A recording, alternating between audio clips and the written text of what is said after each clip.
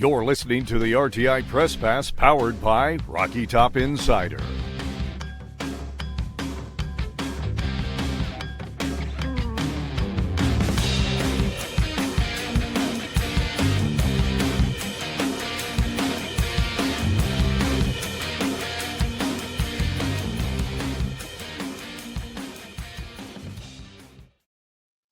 All right, ladies and gentlemen, welcome into the Rocky Top Insider Press Pass podcast. My name is Rick Butler. Joined with me, as always, that is Ryan Shumpert in the top corner. That is Ryan Sylvia down at the bottom of your screen. If you're watching this on YouTube, well, welcome into the video show. If you're watching this or if you're listening to this on podcast, hey, thanks for being here as well. You can go ahead and subscribe to the Rocky Top Insider Press Pass podcast wherever you get your favorite podcasts, or make sure you go ahead and subscribing to the Rocky Top Insider YouTube channel as well.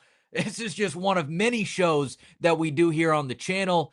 And spoiler alert, there may be more coming down the road at a later date. Be sure to stay tuned for that. Hey, speaking of podcasts real quick, before we get into a Kentucky Week episode of the show, we just dropped a new Press Pass episode on Tuesday. I highly recommend you going and check that out.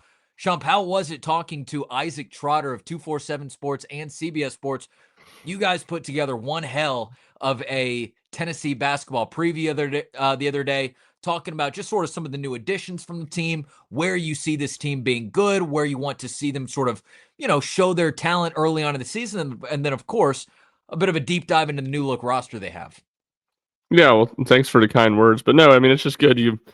We're bottled up, all eyes on Tennessee all the time and really just kind of focused on that. And, you're paying attention to stuff that's going on also across the conference or the country or whatnot. But just good to kind of get a more zoomed out, in some ways, national look at what, others in the national scene who Isaac does a great job covering college basketball, what they think about this Tennessee team, what they've been hearing, and, some of the areas they think that they can excel or deficiencies they have. And obviously they, probably, I'd say just generally speaking, Isaac he definitely knew more about the Tennessee newcomers, at least the transfers, before they got here, than I did. So it's definitely just a different perspective and what's a fun conversation. Yeah, I you hear him kind of dive into Amari Abram, who we're excited about, who we're trying to kind of figure out, it seems, and put the puzzle pieces together about what sort of addition he could make. Him just being able to go back to the Rolodex of his time last year watching the Louisiana Tech team was impressive. And like you said, it gives you a good perspective on just a different look sort of outside of Knoxville and outside of the bubble that we have here. So I'm excited for that. Sylvia, how are you doing today? Been a lot of madness. You and I had a nice trip up to Tuscaloosa. And when I say nice trip, I mean that we fortunately didn't have any troubles on the road. That was about the most positive thing that we can say about it. But how are you doing otherwise? I'm doing good. As we record this, we're a couple hours from Lady Vols Media Day, so just getting geared up to talk to Kim Caldwell and some players and get some content ahead of the Lady Vols season. There you go. Should be good. Guys, I gotta, again, we're going to be talking a lot about Kentucky today, maybe some kind of wrap-up thoughts on Alabama and things of that nature. Maybe those get mixed, but there's sort of an elephant in the room right now, and it's something that Bob Baskerville and Chris Lowe, they talked a lot about on the last episode of the RTI Lowdown. I actually talked to Chris Burke, which, again, if I'm shamelessly plugging our own content here, I couldn't possibly recommend that interview more. Chris Burke is phenomenal at what he does. He really is. He can tell it like it is. He can give you insight and perspective, not only from an analyst side of things, but from a Tennessee side of things, and then throw in a former player side of things as well.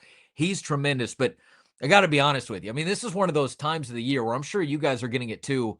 Everybody in the world wants to talk about Tony Vitello. Even my Alabama fan neighbor, Jeff. I saw him getting home from work yesterday. He ran over to me and he was asking the latest news about Tony Vitello. I told him the same thing I've been telling most people. Go follow at @rshump00 on Twitter, because frankly, like that's where I'm getting my information too. Ryan, you've been boots on the ground here at Lindsey Nelson Stadium the past couple of days since getting back from the trip to Alabama over the weekend. Just kind of what's your sense of things? I mean, this story broke on Saturday, sort of in the hours leading up to the Alabama game that Tony Vitello was linked to the San Francisco Giants position opening. There was a 72-hour window that I think maybe Pete Nakos or some reporter in the media might have given. Well, that 72-hour window is gone. Tennessee, as we're recording this on Wednesday morning, still with Tennessee. But I should also kind of lead off with the caveat that says by the time that you're hearing this, maybe on a Wednesday, maybe on Thursday, something could have changed at that point. It just kind of feels like that's where we're at with things. Yeah, no, and it's not that I would say I necessarily know a ton about the situation either.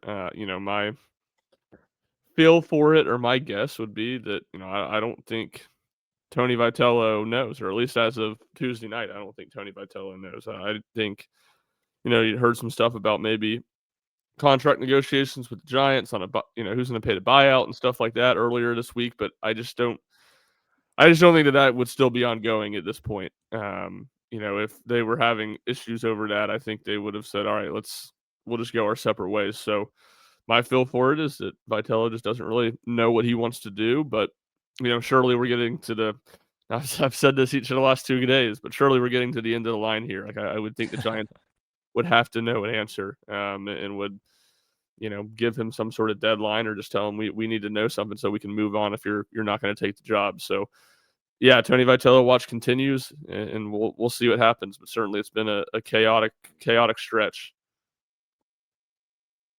Yeah, it certainly has, and man, the Tennessee fan base is going full Tennessee fan base right now. I think yesterday, as we're recording this again, Tuesday night was the first time that we saw some of the Twitter accounts have some fun with things and Yeah, changing their profiles and some of their tweets to San Francisco Giants stuff. And I gotta say, like, you gotta give them a little bit of credit there, because it wasn't just changing the bio picture and changing the header caption or anything like that.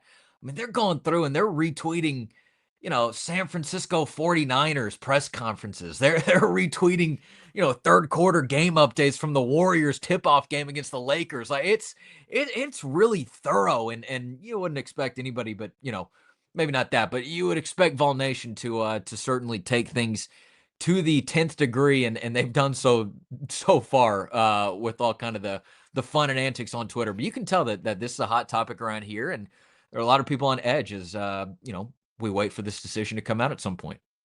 yeah, understandably so. It was definitely a strange scene over at the scrimmage and practice on Tuesday. Monday it was kind of, on the field, I guess it's all been business as usual. Monday, it was just kind of the same media guys that are typically over there, and same couple of diehard fans that go to a lot of those scrimmages. And then Tuesday, at least for the start of the practice, the porches were pretty packed, and just a very strange vibe, a strange energy. The curtain or sheet at the fraternity house that you can see from the field with the point painted sign, like don't leave Tony, I think is what it said. So it's very strange. Tony kind of acknowledged the fans a couple times. I'm sure it was an awkward position for him to be in, but it's definitely been a surreal couple of days, and we'll see where it goes today. Are there any more? I mean, you mentioned it, scrimmages on Monday and Tuesday. Is there anything else that is scheduled for, either the media or just an open opportunity throughout the rest of the week? Or is this kind of where things go a little bit radio silent just on the boots on the ground aspect of things? My understanding is that they are off today. So, I'm sure he will tell the team, if he does leave, or probably either way, calls the team meeting or whatnot. But they should be back scrimmaging, or at the very least practicing, on Thursday. Well, there you go. Look, there's a lot of different places who are going to be talking about these things, and great media here throughout the city. But there's nobody that at least I trust more. I'm not just saying this because he's my coworker, my friend, but there's nobody I trust more to kind of stay on top of things than Ryan Shumpert. You can follow him, all the latest news, at rshump00. Man, that's kind of it's kind of taken the world by storm, and I don't know, at least from my perspective, I've seen it's been maybe a little bit less reaction to the fallout of Alabama because people have had their mind on other things and potentially more pressing and immediate things. But Tennessee football does turn the page to Kentucky coming up this Saturday in Lexington. The Vols move to 5-2 on the season, 2-2 in SEC play, and a bit of a bounce back opportunity. Still a road game, still an SEC game, but of a bounce back opportunity as they've taken on the Kentucky Wildcats, who are currently 15th in the SEC with their record. Kentucky has fallen to Ole Miss by a touchdown. That was in just the second week of the season. They lost to a game at South Carolina 35-13, lost to a game at Georgia. That was a game that was scored by 35-14, so a point better in that one. And then an overtime contest against Texas, I think certainly surprised us as we were watching from the Alabama press box last Saturday night, a 16-13 defeat to the Longhorns. Kentucky actually outscored Texas. I believe it was 13-3 in the second half to just force that overtime alone. Had a goal line stand when they had the ball first into the overtime period, and then Texas was able to just kind of kick a field goal for the win. It's not a great Kentucky team. I think that we've seen that. We've been saying that throughout the season so far, but it also seems like they got a little bit of scrap to them as well. Yeah, I talked to Justin Rowland over at Cats Illustrated to preview, and I think he put it well, where he said, quote, "The team is probably deserving of the number 16 spot in any SEC power ranking. That's fair, but they aren't as bad as the worst team the SEC usually is and do have the ability to play well at times." And I think that's what we saw against Texas and a little bit against Georgia at times and some of the games this season where, yeah, it's the worst team in the SEC. I think that is a consensus view on what Kentucky is. But are they as bad as like Vanderbilt's been in the past, or even some of these other like teams that are usually like, I guess back then 13 or 12 in the SEC out of 14 teams? No, because the parity is so much more spread out and all these teams are so much closer. But with that said, it's still the worst team in the SEC. So Tennessee does have to go in and they do have to win this game. And there's no excuse to lose it, even though it's on the road and whatever. Like they still have to go in and win this game because it is the worst in the SEC. But just because it's the worst team doesn't mean it's just the most abysmal football team of all time that is just incapable of winning themselves. Yeah, So I think oh, go ahead. I was going to say, I think that's one of the things that just stands out is, and it speaks to the SEC this year. Kentucky, I do think is pretty bad, but both their home SEC games, they were pretty competitive. Touchdown loss against Ole Miss. Obviously, the Texas game this past weekend, and who I don't think Texas is too good. So maybe not the most as quite as impressive as a loss, I guess, as the Ole Miss one was. But yeah, it just shows that Kentucky is capable at the very least of being competitive at home, and certainly Tennessee has struggled to play clean football on the road, even in a win at Mississippi State. So this is a game I think Tennessee will win, but they're gonna have to come in and play pretty. They can't just expect to win, I guess is what I'm trying to get at. Josh Heupel is 4-0 against Kentucky so far during his Tennessee career, but it's been a stark difference between the home games versus the road games. And obviously you can factor in teams compared to that as well. For instance, the 2022 team at home just demolished Kentucky 44-6. Nico Iamaleava's Tennessee team got a home win last year as well, 28-10. So, combined there, that's a ton of points. But then you look at those other 2 years in which Tennessee did go on the road north to Lexington, and Tennessee still won them, but they were a lot closer, a 45-42 battle. I think we all remember that one back in 2021, that first year. And then 2023, Joe Milton's year, a 33-27 battle again. So both of those being one-score games, Tennessee typically blowing them out or at least getting a lot more separation at home. So we'll see what happens this year in Lexington. Obviously, there is a big kind of disparity between the two teams if you just look at rankings and records and things of that nature. But as you guys have been alluding to, there's a lot of parity in the league right now. And it is, it might not be a full NFL style. Anybody can beat anybody, but certainly anybody can give anybody a run for their money, at least a little bit, if you're not up to your game, if you're not up to task here in this new look SEC that we have right here. Ryan, you wrote the scouting report, which always comes out on Tuesdays over at RockyTopInsider.com. You always do a very good job with that. We sort of had to paraphrase your scouting report last week during the Alabama game, but now that we got you back here in studio, kind of walk us through what are the strengths, what are the weaknesses of this Wildcats team that we've seen so far? Well, I think much more weaknesses, and I do think to kind of to Justin Rowland's point in this article with Sylvia, like it just feels like consistency is a big issue. There's some weeks where Kentucky looks pretty good running the football, looks pretty good from a defensive standpoint or a front seven standpoint, I think in particular, and then other weeks where there's just not a whole lot of consistency there. So that's one of the big things that stands out. I mean, offensively, they rank near the bottom in most SEC statistics, 14th in points per game. Passing offense is 15th. Rushing offense is 11th. So it's a pretty bad offense. They've not had terrible turnover problems, but Cutter Boley has had a couple issues at times, and it's a defense that really hasn't forced many turnovers. So they struggle in a lot of areas. They've been bad on third down defense. I think that's one thing that stands out because their defense is all right, I think, statistically, but they've really struggled there. When it comes to strengths, I do think their pass rush. Not that their sack numbers are crazy, but their pass rush grades from PFF have been good this season. And then their sack leader is a local guy, Steven Souls. I might be pronouncing his name wrong, but played at Powell, and I believe it's just a true sophomore. So a dude that's having success early in his career. And then one thing I think would just be worth watching is Kentucky's not been penalized much this year. They've I think 15th nationally, tied for the least number of penalties. It's my team showing right his here. Powell you didn't know, and you didn't know who Steven Souls was either. You're such a bandwagon. I knew who he was. Not a shot. No, I knew who he was. I doesn't know who Walter Nolan is. That's why I had it ready. No, he knows who Walter Nolan is. I know who Walter that Nolan is, was on the state championship team, so he's a bandwagon. He knows those. No. Walter Nolan, I'm pretty sure, lived in the same neighborhood as I did back during my days living around Powell High School. Whatever road that was back in the day. Go ahead though. Sorry, I just wanted to get my fandom out there. My support, my allegiance. No, I was wrapping up my point anyway, but Kentucky's not been penalized much this season, and we know Tennessee has penalty issues at times, especially on the road. So, when you're looking at, all right, what are things that can kind of be equalizers in this game for Kentucky, with Tennessee being the more talented team? That's one that stands out as a possibility. I think they've also improved. This is something Justin talked about too, in the run department a little bit, which that's been a calling card for Mark Stoops. You think back to like the Benny Snells and Chris Rodriguez, and they seem like they always have a really good running back and a good offensive line. Wasn't necessarily the case last year. This year it feels like it's a little bit more back on track, and that was partially due to the offensive line that they started to retool a little bit.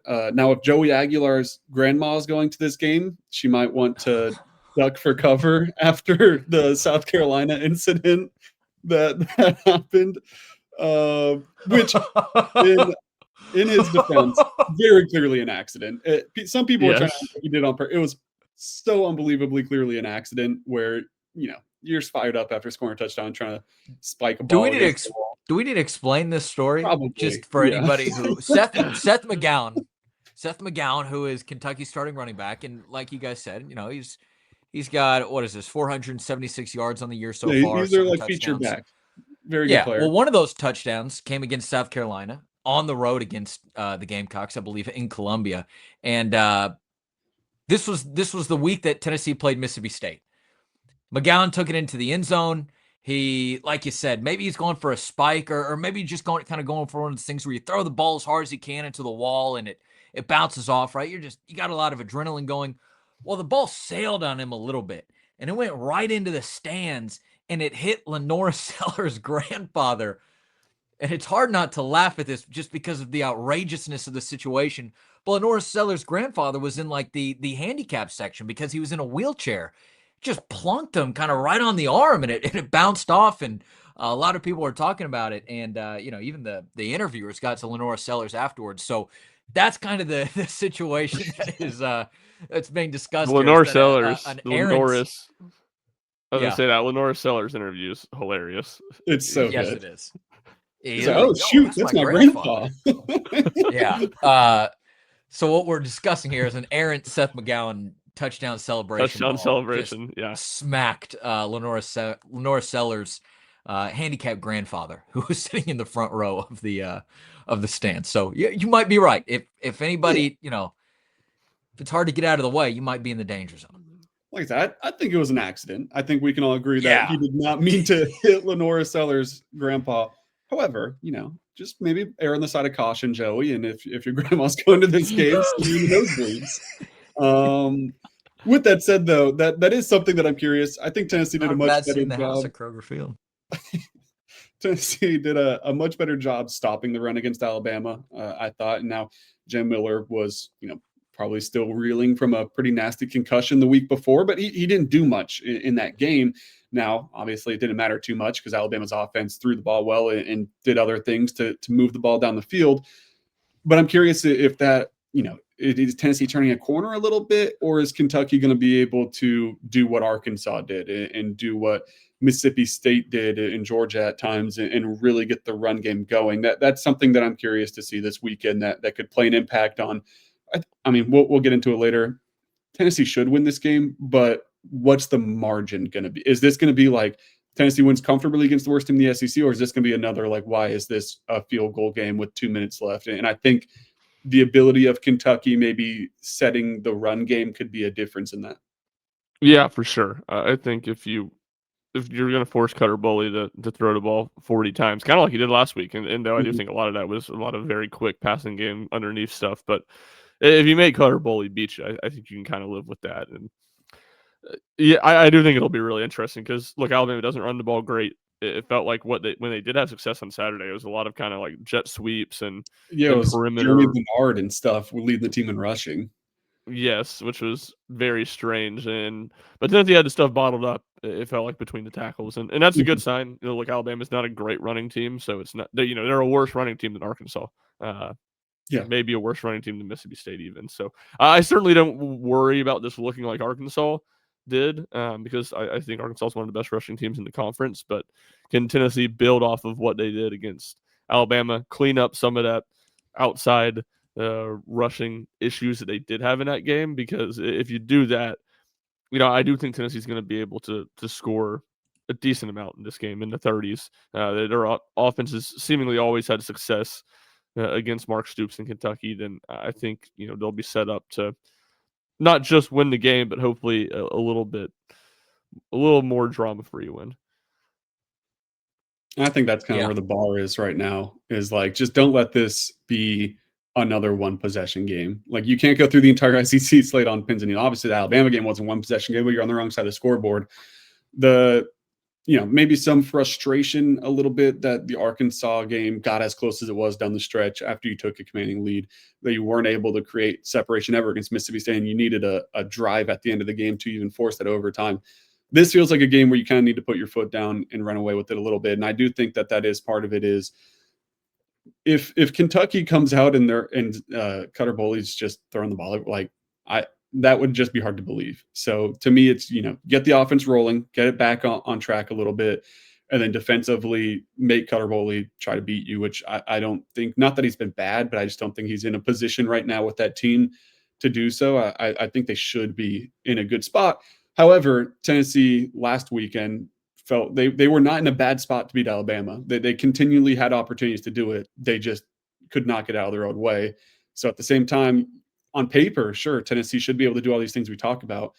It's still a little bit, you need to see it to believe it, I think, in this Kentucky game of all the opportunities you could want are going to be there. This team still has to go out and grab them, which they haven't really done yet. Yeah. And I think, aside from kind of to the point that you guys are talking about right there, I think kind of besides just the X's and O's aspect, you talk about what is this Tennessee team going to do to kind of fix that margin of error against Kentucky. Frankly, I would just kind of like to see the team come out and play with a little bit of swagger. I thought that was something that was missing against Alabama. And maybe that was because you got moved behind the chains a little bit early onto that game, or, you let a penalty affect you here and there early into that game. But it just didn't really feel like Tennessee ever had its swagger, its rhythm, or something like that. Maybe being able to kind of go back out on the road, be able to kind of attack that demon right away. You're playing under the lights. You're playing against a crowd that hates you. You can maybe feed off that a little bit more, but it's not going to be at the same level of competition that Alabama gave you last weekend.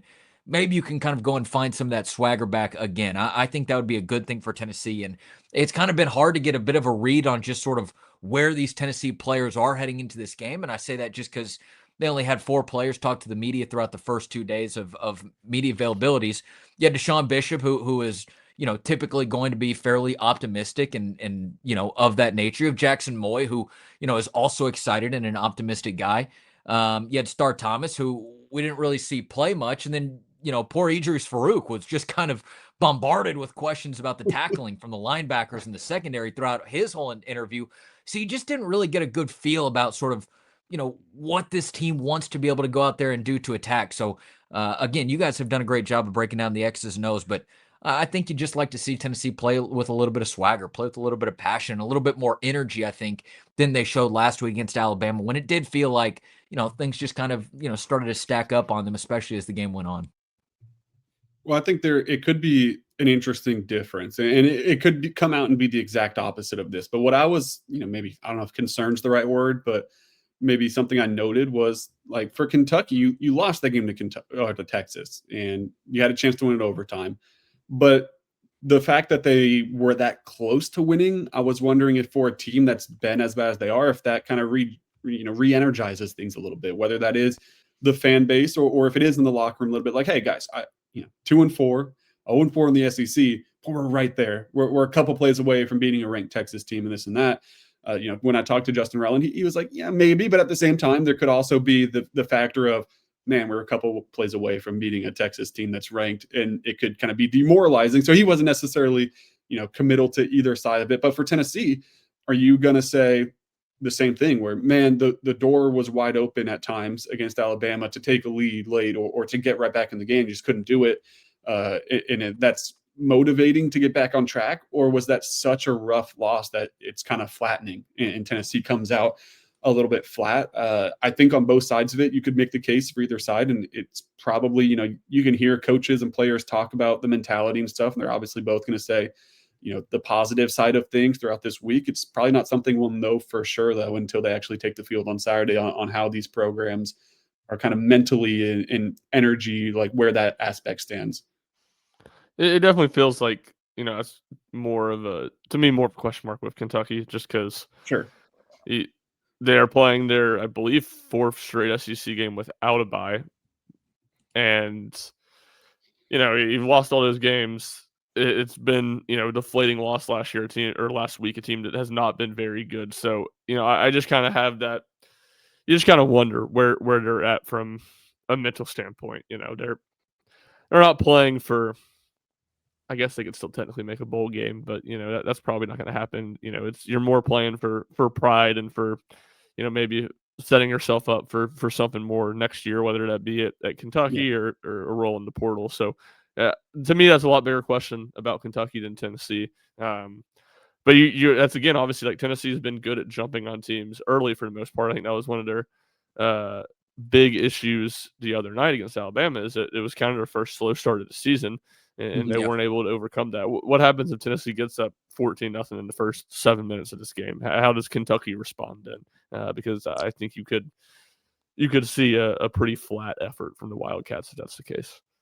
And that's Tennessee's bread and butter right there. I mean, you're right. It was a little bit non-existent. And again, some of the self-inflicted mistakes that we talked about after the game and that a lot of people have talked about since the ending of that game sort of, again, throw a wrench into things. But that's been Tennessee's bread and butter throughout the season and throughout the Josh Heupel era overall. So I do think that's an area where they want to get back on track.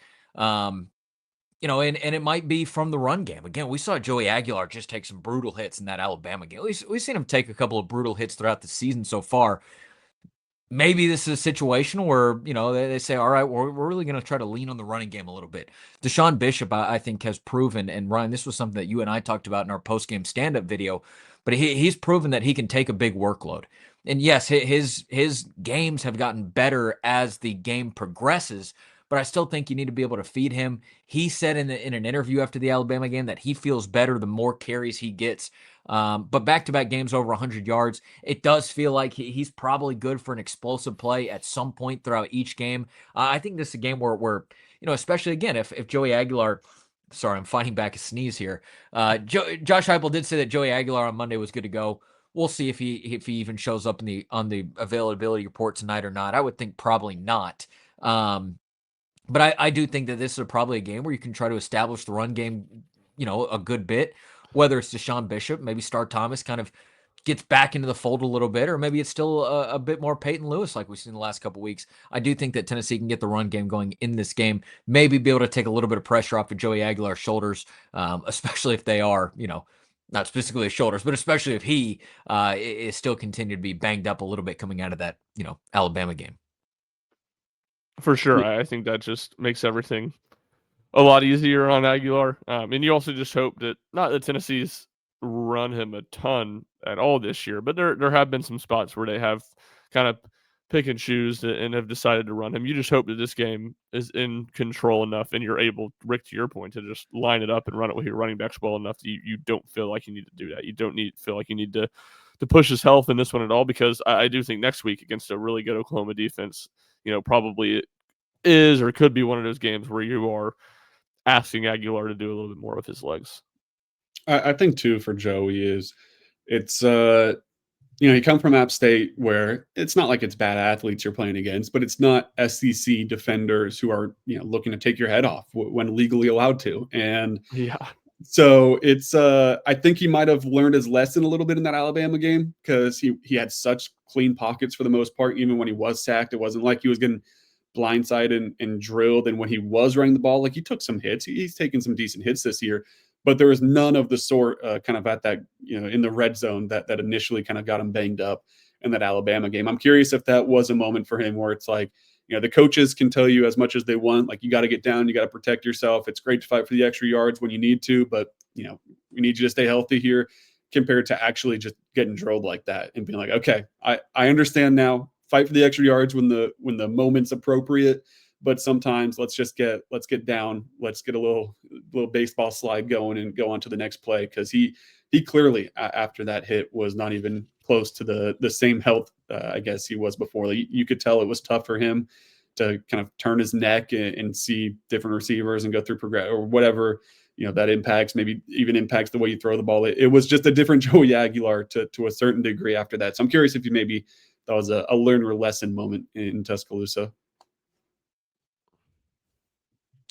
Yeah, that and it wasn't really on him, because I know what you're talking about completely, but I do also go back to that one unnecessary roughness play, or maybe it was just kind of, hitting the quarterback late play. The late hit where was rough. Aguilar face first, on his belly on the ground, and he gets pushed that extra bit, and his face mask was kind of already in the ground, so there was nowhere to go, but just kind of the neck to go forward while the head's staying back. And you're right. I mean, some of those do kind of add up. So again, we'll see what happens on the availability report. RockyTopInsider.com will have that on Wednesday night, Thursday night, Friday night, and then obviously an hour and a half before kickoff on Saturday, so probably around 6:15 p.m. Eastern time. But we'll see what happens. And again, I think this is a game where you'd like to see Tennessee just kind of rely on the run game a little bit more, be able to get those bodies moving. But we also know that in the run game comes the offensive line, and Tennessee had a lot of rotation in that offensive line. Silva, you put together a good breakdown of it over on RockyTopInsider.com. I might be getting these wrong by a player or two. I don't necessarily think so, but correct me if I'm wrong if you remember it better. I believe it was 7 players who played in 5 spots on the offensive line. However, 2 of those players, it was just a little bit of snaps. Bennett Warren, I think, came in for a 6-snap spell for Lance Hurd, who was shaken up a little bit. And then William Satterwhite. Number 8 for what it's worth. I think it was 8 guys, including Bennett Warren. Okay, 8 guys. Okay. And then William Satterwhite was, played about 3 snaps at the center position. So basically a lot of words to say that the left tackle position and the center position were pretty much what they were. But other than that, there were a lot of rotation over at left guard, and right tackle. Josh Heupel did address that during his Monday press conference. He talked about, hey, these guys are cross-trained at different spots. Getting David Sanders Jr. back kind of allowed us to play. Exact quote was getting David back allows us the ability to move those guys around a little bit. I do think that they have comfort in playing different spots, and communication is solid. Ultimately, there's a couple of things that we have to do a little bit better. I don't think that's directly correlated to guys moving. I think it's just timing and how we executed it. Whoever asked that question, I believe, followed up with asking if if Josh Heupel sees those rotations continuing throughout the year. And he did say yes. He did say, yeah, we'll continue to have some rotation with our front 5. So what does that look like? I do feel like maybe it was from the eye test that there was a little bit more than we'd seen at other games in the year. This was a game where I think that David Sanders Jr. took the majority of snaps at right tackle compared to the previous game against Arkansas. So what does Tennessee's offensive line come out to do that? Not that, it was incredibly concerning, but it was also a game where Tennessee's offensive line let Alabama's defensive line look sort of above average, or certainly above the production level of what they had been doing so far. So I think that is kind of one of the question marks, and one of the things that will be intriguing to see once you get a few drives under the Vols belt coming up here on Saturday night. Yeah, I mean, I think David Sanders looks really good in that Alabama game. He looked really good in pass protection. He looked really good. I Highest understand. graded offensive lineman, I think, from the Vols line Yeah, too. on PFF. Yeah, and the pass protection grade was outstanding on PFF as well. I Yeah, wouldn't hate nearly an at this 85. point. Like if you're looking for your best 5 offensive linemen right now, it's I think David Sanders at right tackle and Jesse Perry and at right guard. You flip Wendell Moy over to left guard, which he played a bunch. He played every snap in that Alabama game. It just was depending on which side of the line he was on. Pendleton at center. Maybe you want to rotate Satterwhite in here and there. It wasn't the strongest game for Pendleton all year, but it wasn't horrific, I guess. Besides the snap that Joey had to jump on that was inadvertent, and then you piece in Sham Umarov here and there. But to me, David Sanders he looks as advertised, I guess, now that he's back to full health. And Jesse Perry was really good at right tackle, but if you can have a really good right tackle go in and play really good right guard, I think that's also fine. So I'm curious what the starting unit will be this week. Is this going to be the game that David Sanders starts? Because if it's not, then it feels like probably the rest of the year it'll be the 5 offensive linemen we've seen to this point, and then you start to rotate the other guys in off the bench. Because I don't know. I guess I don't know what else you're looking for out of David Sanders after a road start against Alabama where he looked really strong, if you're not going to go in and plug him in as a starter right now. Yeah, and that's the thing with me is like I've said this before, but I just don't like the rotating with Sanders and Sham. I guess it would be the 2 guys that are rotating in this instance, Yeah. because Perry and Perry played all but like 3 snaps in the game. It just depended Yeah. on what position. yeah.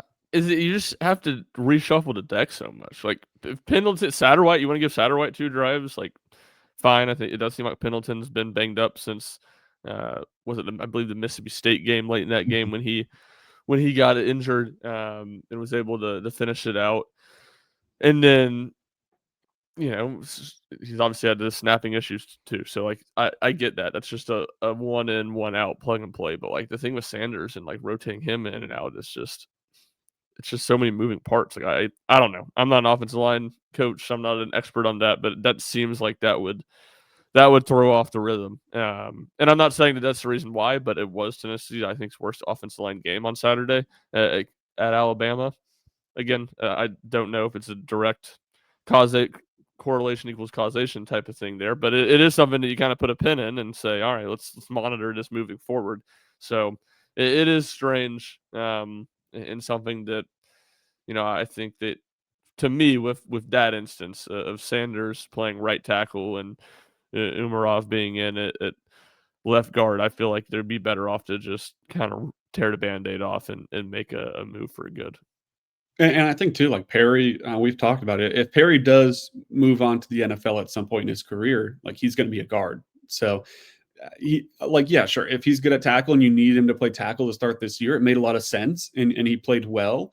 But I also don't hate just if David Sanders is healthy and you still have the Jesse Perry at tackle in your pocket, but like I don't hate just having him be the starting right guard. And Sham Umarov hasn't been bad, but yeah, he's been the weak link of the offensive line if you had to pick a guy of the 5. So it's just kind of the way it goes sometimes. And I think it is a really good front if you are able to go left tackle Lansford, right tackle David Sanders, Wendell Moy left guard, Jesse Perry right guard, and then Sam Pendleton at center. Like that's a very strong 5 when you do add in the potential of sliding in Sham Umarov if someone goes down or if you do need to give someone a rest or something like that. It's a good offensive line. I just think that's your best group. I've never been the biggest fan of rotating up front, and I guess that's partially why I just don't love the idea of continuing to rotate as much as they did. Yeah. Yeah. I mean, you take those 5 guys and then add in, you got 3 rotational pieces for how you need them in a certain pecking order, of course, but you got 3 rotational guys with Sham Umarov, William Satterwhite, and then Bennett Warren. I think that even getting Bennett Warren a handful of snaps here and there is a good thing as well. And Lance Hurd is going to play the vast majority of the game, 95% of the game. But I thought it was, it's good for Bennett Warren to get his feet wet a little bit. So I agree with you. I think you give me those 5 guys. I think that's a great place to work with. I think that gives you a high floor and a high ceiling to kind of, execute over time. And then again, you've got those 3 players to rotate in as needed. Obviously, Umarov being kind of the more versatile of the piece who's been in there and who's seen that starting action and who's seen a lot more action. But you got Satterwhite and Warren in there, kind of in the background if you need them as well. And then you can shuffle because, like as Josh Heupel said, it's great that these players are cross-trained, but it also feels like, you want to get your best 5 in at the right spots that fit them the best and that get, you going to where you need to be. So, Sean, I'm like you. I think you said it right. All 150 pounds of me is no offensive line guru, but it will be something I'm interested in watching when Tennessee takes a field after a couple of possessions. Obviously, we'll figure out who the starters are when they first run out, but then we'll kind of see how that rotation actually goes. Into the first quarter, into the second quarter at some point against Kentucky. Well, I'll push back on Bennett Warren a little bit. I mean, it's a miracle he's healthy right now after all the injuries he suffered on extra points. So I don't know if you can risk it going forward. But no, Lance Hurd. Did Tennessee have a? Did they have?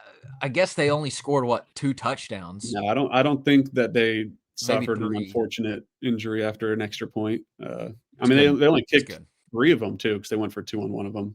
But yeah, right. Okay, yeah. Didn't really need it. Or weren't unfortunate to have that happen. Not going to throw any hard accusations. Allegedly, I guess I'll preface with because the SEC is fine. They just fined Texas A&M for quote a feigned injury. So okay, something they finally actually did one. So I'm curious to see if that starts a chain reaction. But realistically, too, if Lance Hurd is not banged up like he was for that 6-play stretch, like he's playing every snap at left tackle. So Bennett Warren, monster of a man, could have a really nice career. I just don't know how much he'll be in the fold going forward. I think that is a position they don't want to rotate at. I gotta stick up for my Texas natives, Yeah, a little bit. We're cut from the same cloth, me and Bennett Warren. But I see what you're saying, and yeah, Lance Hurd gives him the highest ceiling and the highest floor that offensive line can have. Guys, anything else on Kentucky before maybe we roll into a little bit of a big picture status? 7:45 p.m. Going to be late. Go ahead and grab your coffee, grab your soda, grab your caffeine if you're watching the game from back home. And if you're going to the game, grab a jacket because I do think it is going to be a cold one in Lexington, probably in the 50s, maybe even dips down to the 40s by the late in the game.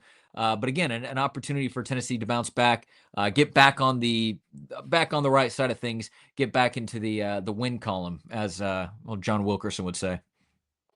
Yeah, and I think just kind of general feel here on Wednesday, which obviously the Tony Vitello situation, I haven't spent as much time thinking or diving into the game this week, but I kind of think that it will be relatively competitive in the second half. I'm just a little skeptical of Tennessee going out there and blowing out Kentucky just from the way Kentucky has played at home this season and the way that Tennessee has struggled to kind of do the things that it would take to win by 3 touchdowns or something like that. Doesn't mean it can't show up and do it in this game, but you just have to play more complimentary football, more clean, efficient football.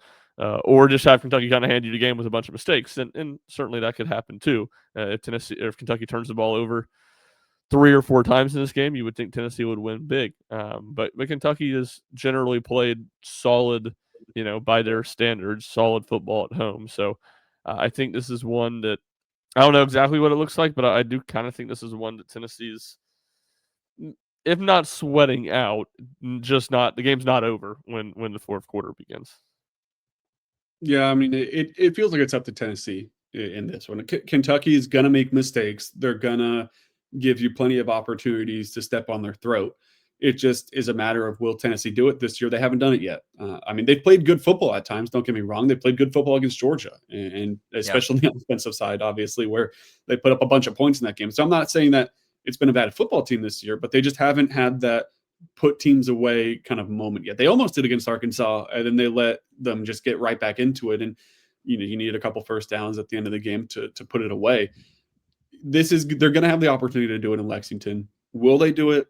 I don't know. I really don't, just because you haven't seen it yet. And it was a discouraging effort in, not the put team away category, but the take advantage of opportunities category from Tennessee a week ago. So it is a little bit of, I got to see it to believe it, of them. Maybe you go into the fourth quarter up 7, the game's not over, but you have the ball. Can you go down the field, score a touchdown, go up 14 with 10 minutes left? That would feel like a maybe not insurmountable, but a really tough ask for Kentucky to put up 2 touchdowns unanswered in the fourth quarter with 10 minutes left. Can you go and do that?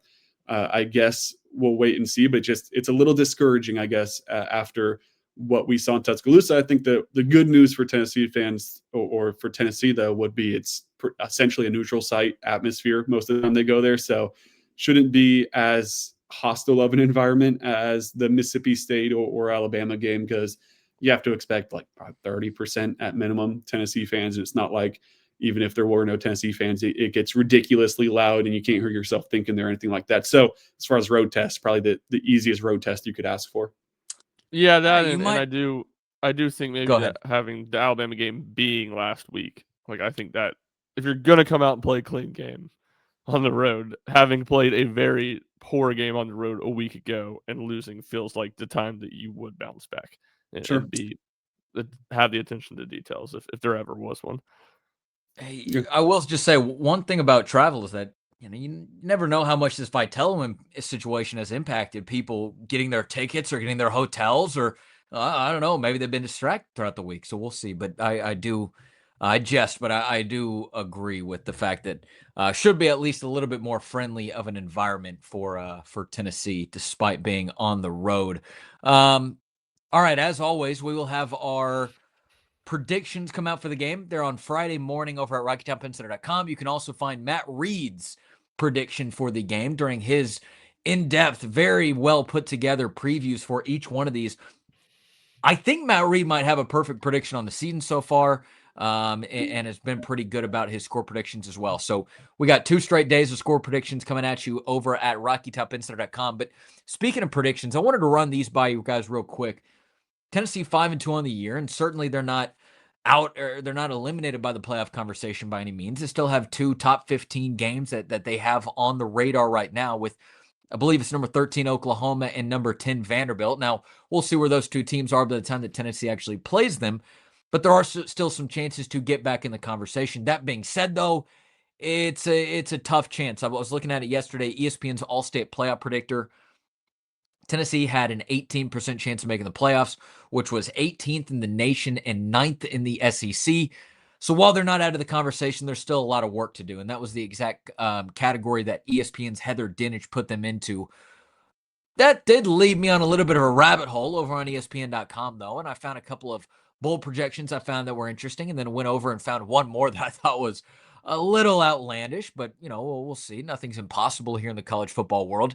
ESPN's Mark Schlabach has Tennessee projected to go to the TaxSlayer Gator Bowl, taking on ACC foe Virginia, who currently sits 1 spot ahead of them in the rankings. Sylvia and I did get to watch the thriller between the Cavs and the Which Florida State Seminoles. doesn't look as strong of a win now than it did at the time. No, not particularly. Mike Norvell is not sitting as pretty as he once did at some point this season, back in a Buffalo Wild Wings in Tuscaloosa earlier on in the season. ESPN's Kyle Bonagura has Tennessee projected to play an ACC team as well. In fact, it would be the second ACC team that Tennessee plays in both basketball and football this year, Syracuse being the first, Duke being the second. Now, I know that's just an exhibition game. That one is coming up on Sunday, by the way. I wish we could sit here and talk about that. That'd be a lot of fun. But he's got Tennessee projected to play Duke in the Duke's Mayo Bowl, which would be the easiest travel for us who are set to go to the game. And the last one, I thought this was a little bit of a far-fetched, but USA Today's Eric Smith has Tennessee slated to take on Nebraska, which is fun in its own right. Maybe Matt Rule's there. Maybe Matt Rule's not there. We'll have to see. In the Music City Bowl, which would be the second time that Tennessee went there under Josh Heupel. Again, that just feels like a stretch for Tennessee to fall all the way down to Music City Bowl's levels. But, just kind of what to you guys, and it doesn't even have to be about these predictions right here. I more so just use them as a transition to get there. But broad picture for this Tennessee team. Obviously, they still have their goals out in front of them if they are able to win out, finish just with a 2-loss season. But what's sort of your broad take on where, I guess just the outlook looks for Tennessee as they have suffered that second loss. They certainly cannot fall to a third loss, but they still got a couple of opportunities on the radar as well. I don't think they're, out of the playoff hunt by any means. I think, to me, looking at the schedule right now, the only thing that's changed for where we thought Tennessee would be at this point, or thought they could be at this point, was Vanderbilt looks like a much harder game than it did before the season. So, I thought they would lose to Georgia and Alabama, and you'd have the Oklahoma and Florida games, and Oklahoma's, probably at least on the better side of what we expected, but I don't think they're crazy better than what anybody expected. I think Florida is on the worst side of what we expected. We talked about that game being late, maybe being a benefit for Tennessee if things have fallen apart. Well, things have fallen apart. We'll see if they can galvanize under Billy Gonzalez. So, the only thing that really changes is the Vanderbilt game. To me, looks way, way harder than it did before the season. So, do I think Tennessee's going to run the table and go 10-2? No. Would I say 9-3? To me, still feels probably like the most likely outcome. Yeah, I do. So it's obviously people were frustrated. I think the Georgia game, I just think the offense being as good as it did, with that being such a big question going into the year. In fact, that Tennessee played so well even in a loss against Georgia. I think that, very understandably raised the expectations for this team, and you're starting to see those expectations go back kind of down to where they were before the year a little bit because of Georgia's defense isn't as good as we thought, as most Georgia defenses are, as we thought, and certainly the defense is worse than we expected, and we're far enough into the season to think that, a couple guys returning from injury is not just going to be a complete game changer. They can get better, but it's not going to be a complete game changer. So I think we're kind of back more where we were before the season started. The team just looks different than we thought it would. Yeah, I think that's all fair. It's you win out, you go 10-2, you're in the playoffs. I know, like, it's obviously not a lock, like it's not, written in Sharpie that if you go 10-2 in the SEC, you're in the playoffs, but it feels like a very strong bet. I'd probably give Tennessee about a 10 to 15% chance to win out, which isn't too far off of the 18% playoff predictor that Rick mentioned. So I don't really hate that number either. It just feels like it's a team that's probably going to slip up at least one more time, maybe twice. I can't imagine they'll be worse than 8-4, and I would still probably lean to 9-3, which is, as Shumper was saying, it is a very different looking team than we all thought. But maybe at the end of the day, it all evens out because we all picked 9-3 going into the season for what Tennessee would finish, and it looks like they're, at least on track to do that. We'll see how it plays out. If you go 9-3, you're probably in the Gator Bowl. I think that would be my best guess. Who you play, whatever whatever other team that's tied in, it doesn't really matter. You just want to see this Virginia prediction come true. I see right through. Well, no, if they're going to play Virginia, they need to go to the Music City Bowl and just run back 2023 opener. Just completely run it back. And for the Music City Bowl crowd out there, which I would be willing to bet there's a good chunk of Tennessee fans are like, yeah, just go to the Music City Bowl. Let's make an easy trip. I already live in Nashville. 100%. Yeah. Athlon also has Tennessee in the Music City Bowl against Minnesota.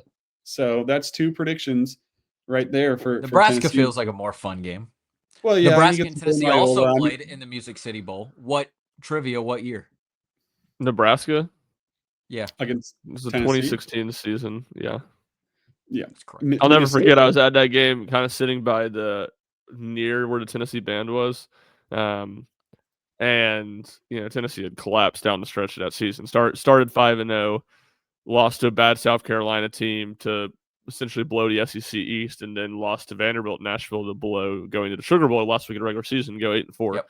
So, but I mean, it was clear at that point the Butch Jones tenure was not going to end well, and they win the Music City Bowl. Who cares? The entertaining part of that game was Derek Barnett got the sack to break Reggie White's career sack record. Yeah.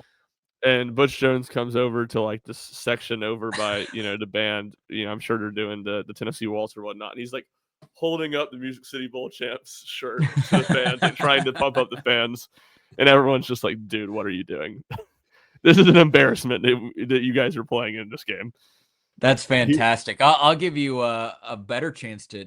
Do you remember around what the score was? How close can you get to what it actually was? If you had to take 38 28-24, maybe something. Wow. Is that it? Well done. They hit the nail on the head. Wow. Oh wow, that was a 38-24. guess. All right, I'll let you go 3 for 3 on this because I'm impressed. What was Nebraska ranked in that game? Tennessee was unranked. What do you think Nebraska was ranked? Come on. 23. No, 24. So close. All right. Well, the first two were pretty good, but I remember the two game. other things I remember about that game besides again Derek Barnett hitting a sack. Josh Malone had a long touchdown on like a post route. I want to say in the fourth quarter, and then John Kelly had like a 30-yard touchdown run down the sideline. That was a nice run. John Kelly, underrated back. Very underrated back because he was great that next Yeah. year because he didn't really play until Jalen Hurd quit the team that year. And then he was good, but, Alvin Kamara was still there. And then John Kelly was awesome in 2017, but, 4-8 football team, terrible offense. Nobody really wants to understandably remember much about that. Here's my quick Minnesota Music City Bowl trivia for you guys. They went to back-to-back Music City Bowls. 2004 beat a 6-5 Alabama team. MVP of the game was Marion Barber. The next year went back to the Music City Bowl with a Lawrence Maroney at running back. Incredible back-to-back running backs for Minnesota to go to the Music City Bowl. Never forget the early 2000s Golden Gophers. Never forget. You can't. Marion Barber, really? Marion Barber, yeah. He was a lot of fun. Marion the Barbarian. Lawrence Maroney was my guy. I was a big Lawrence Maroney guy. But that's it. There you go. That's all you got. That's good trivia. Well, right what are the tie-ins for both those games? The Tax Slayer and the Music City. Are those Big Ten or ACC? Do we know that? Because I know they the last played couple years Indiana in the Gator Bowl, so What's it can't that? be. They played Indiana in the Gator Bowl in 2019. Yes, but I think that might have but changed. they have got It was switched Big up Ten for a little long bit. time. Let's see. Yeah. Quick look. Gator Bowl tie-in. Because and it used to be ACC teams in the Music City Bowl, but it's been Big Ten a lot more recently. The Gator Bowl is an ACC SEC tie-in. It looks like. Okay.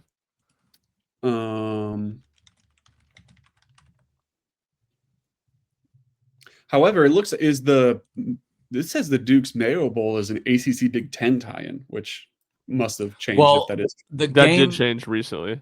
Okay. Yeah, the game last year saw Minnesota beat Virginia Tech 24-10.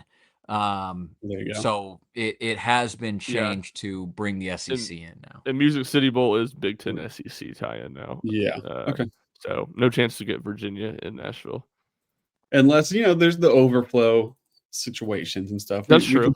But you would think the Big Ten will get enough teams. Here's the rundown of bowls real quick. If you want to really get into the weeds of what Tennessee's bowl game is going to be like. The Citrus Bowl is the top. It gets the pick of the top SEC team that's not in the playoffs. Is that going to be Tennessee? Maybe. I think there's a chance, especially even if they get snubbed at 10-2. If you have a bunch of 9-3 teams, I think the Citrus Bowl was very pleased with the revenue it got from having Tennessee there against Iowa a couple years ago. So I could see them wanting to go Tennessee over Missouri, let's say, just because you're going to have a lot more fans there than if it was Missouri. If it's not that, your tie-ins are the Liberty Bowl versus the Big 12. That feels pretty bottom of the barrel 6-6 team. The Las Vegas Bowl versus TBD, because it used to be the Pac-12 and that doesn't exist anymore. That also feels like a 6-6, 7-5 type of team. ReliaQuest Bowl versus the Big 10 or ACC. The Texas Bowl versus the Big 12, Gator Bowl versus ACC, and the Music City Bowl versus Big 10. And then they can fill in the Birmingham Bowl and the Gasparilla Bowl if needed. So to me, it feels like they're probably either going to the Gator Bowl or the Citrus Bowl. I think of Florida. Throw in ReliaQuest in there. That's the old Outback Bowl. So that's where Alabama played Michigan last year. Yes, typically that gets a better SEC team than the Gator Bowl does. Yeah, because if they had taken Alabama would have been the first team out of the playoffs last year, right? Or from the SEC. So if ReliaQuest took Alabama, then that was the one who probably took the best SEC non-playoff team. Yeah, but it's not as like it used to be like a draft where they would go down. Not as cut and dry. Yeah, now it's kind of the SEC just kind of assigns teams and a lot of politicking goes into it. Sure. Well, we will But see. to your point, if, it's up there. Tennessee is It's destined up for there as one Florida. of the best. Las Vegas would be quite the trip around New Year's. Yeah, that stink. I'll tell you what. Unless I'll tell you what. If they're not playing in the Music City Bowl, I ain't gonna be there. I ain't gonna be there. You guys What got about it. Charlotte? You could head over to Charlotte. That'd be an easy one. It's not tying. It's not tying anymore. What do you want from me? It's not tying. That's true, and it wasn't even in the list of reserve bowls that are a chance. So shame on whoever put Tennessee in the Duke's Mayo Bowl against Duke. That Rick right off. Shame on you. I will say too, if it's Liberty Bowl or Birmingham Bowl, I could be convinced, but I don't think this. If you don't go to the Birmingham Bowl with your brother living in Birmingham, you're asking a lot of me. Is that at UAB's place? I don't know if it's at UAB's place now or if it's at. I mean, it was at Legion Field for the longest time. I don't know. I think it's still at Legion Field, to be honest, because Georgia Tech played Vanderbilt last year, and I think it was at Legion Field. It's. Look, both of these ESPN guys have Protective Stadium. It's at UAB. Okay, it's at UAB. Fine. Battle. I don't know if I can do this game if it's not at Legion Field. Like you got to at least give me Legion Field to get me down to Birmingham. The hollowed ground where UAB just beat Memphis in the Battle of the Bones, and you don't want to go see it. Battle of the Bones. The trophy might be on display. I was in my head walking around the press box at Saban Field at Bryant-Denny Stadium, going in my head, not saying it out loud to anybody. UAB wins the Battle of the Bones, like Sean McDonough saying Tennessee wins the Johnny Majors Classic, which always makes me laugh because it's just like a made up name for a two-year game. Battle of the Bones. Well, it was incredible. That's great. Tennessee wins the Pat Summit Heritage Classic.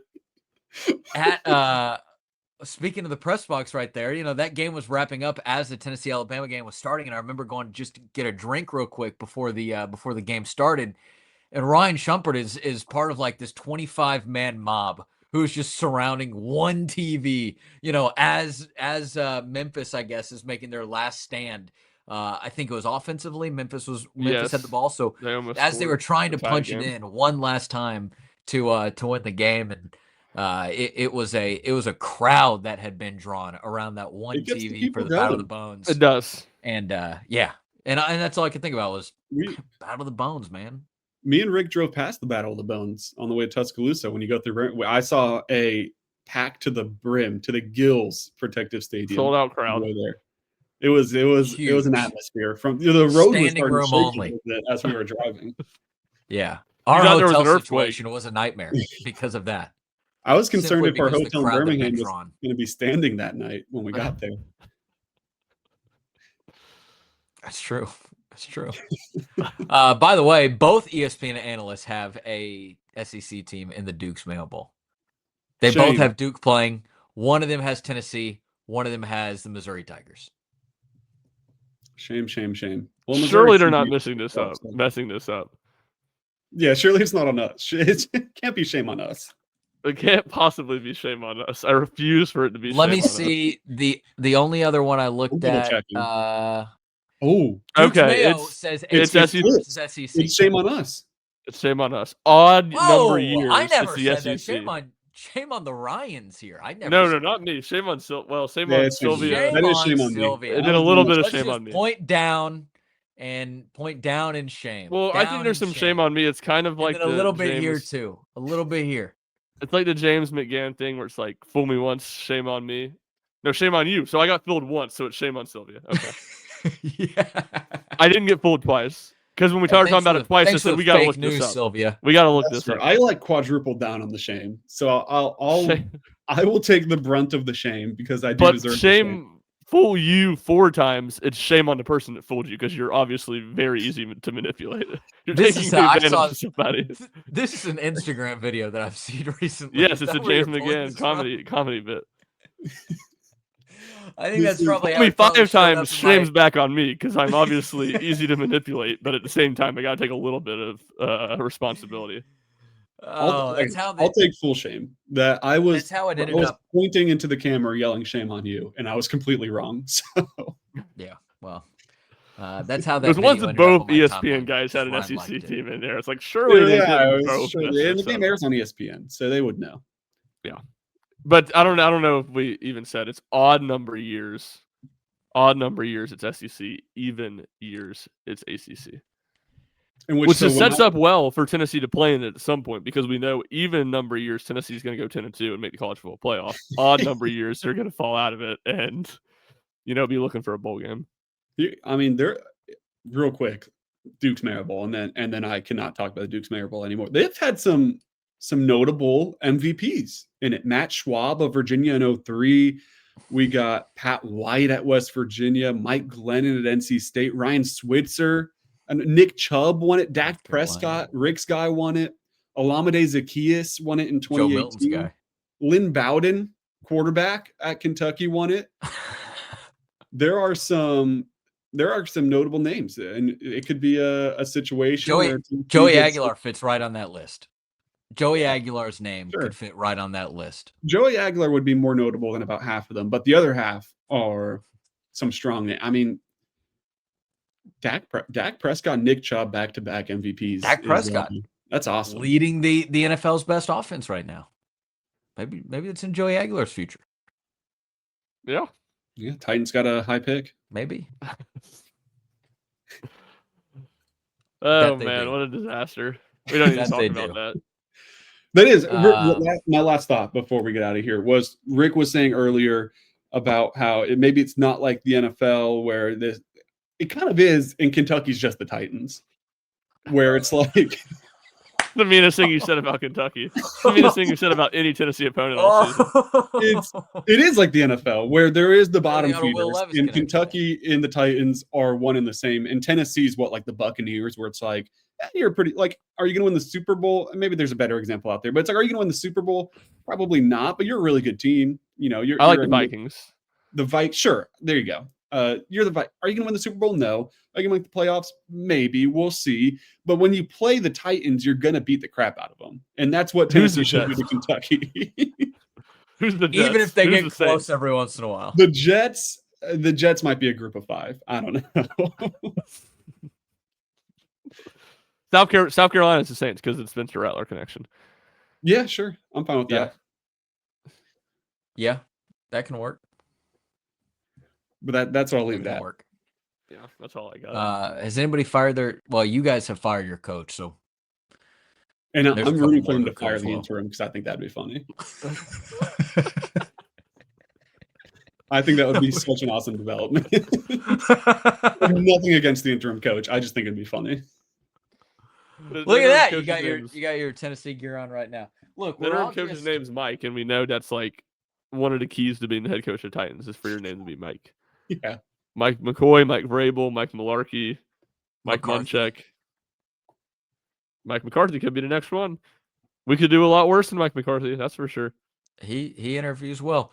Well, speaking of the Titans, Ryan's got his, Titans pullover on right now. We're all repping our teams today. Me with the Powell Panthers. Sylvia's got something on.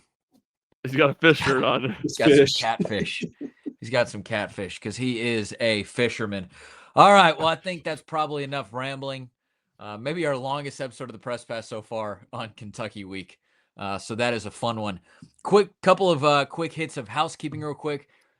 If you're all the way at the end of this, you obviously like our show. Go ahead and check out yesterday's show, which was Ryan Shumpert interviewing and having a great conversation with CBS Sports and 247 Sports' Isaac Trotter, doing a fantastic job of breaking down a little bit of Tennessee basketball. Man, Tennessee takes on Duke this Sunday night in an exhibition game.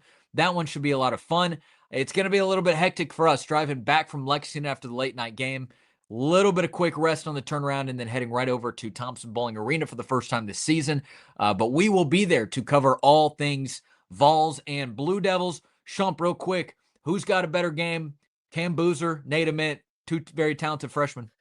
Oh, I don't know. I haven't seen enough of them to say, but I'll say Nate Ament. I'm a positive guy. I'm a positive guy on this podcast. That's why I gave you that one, because we don't know, but I know that you're ever the optimist. So that one's going to be a lot of fun. And then, of course, Tennessee men's and women's basketball is right around the corner. We will have you covered for all of it. Go ahead and check out the RTI Lowdown. It is available wherever you get your favorite podcasts. excuse me. And, of course, on the Rocky Top Insider YouTube channel, that is Bob Baskerville and Chris Lowe. They do a great job, and they've been bringing on some great guests here in the last couple weeks. Ramon Foster, Jeff Levy was on the debut episode. Obviously, Chris Burke on this last episode was a lot of fun. So go ahead and check out the RTI Lowdown. And then, of course, Pancakes and Bacon with our good friends Kyler Kerbyson and Reed Bacon.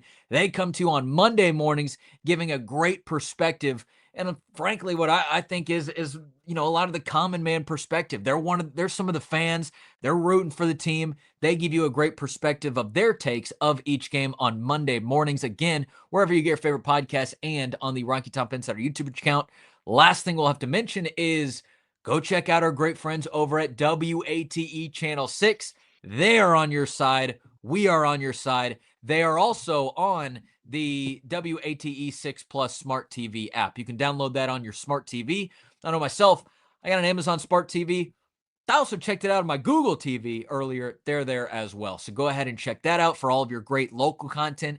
And you can go ahead and find the RTI Press Pass and the RTI Lowdown over there on the WATE 6 Plus app. So with that being said, the final point is just that there's a lot of content going around right now from Rocky Top Insider. It's about to be basically quadruple crossover season.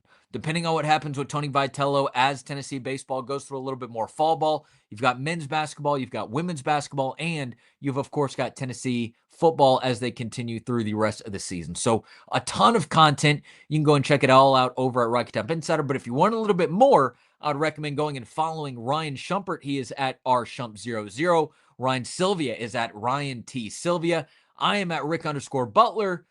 And then because it's a little bit of baseball talk, we'll go ahead and throw our good friend Jack Foster back into the fold at Jack Foster Media. That actually reminds me, Ryan, if something does happen with Tony and he does end up leaving for the West Coast, maybe you and Jack get together on an emergency episode of the Rocky Top Insider Diamond Pass.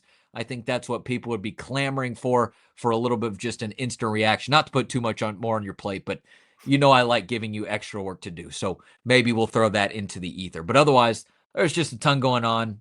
TLDR is RockyTopInsider.com. Anything else from you guys on the way out? Nothing from me. Nope. All right. Well, let's go ahead and get out of here. Hey, everybody, thank you so much for listening to an extended episode of the Rocky Top Insider Press Pass podcast. We will see you in Lexington this weekend. Make sure you are staying tuned to all the socials and on the website for our post-game coverage. Otherwise, for Ryan Shumpert, for Ryan Sylvia, I'm Rick Butler.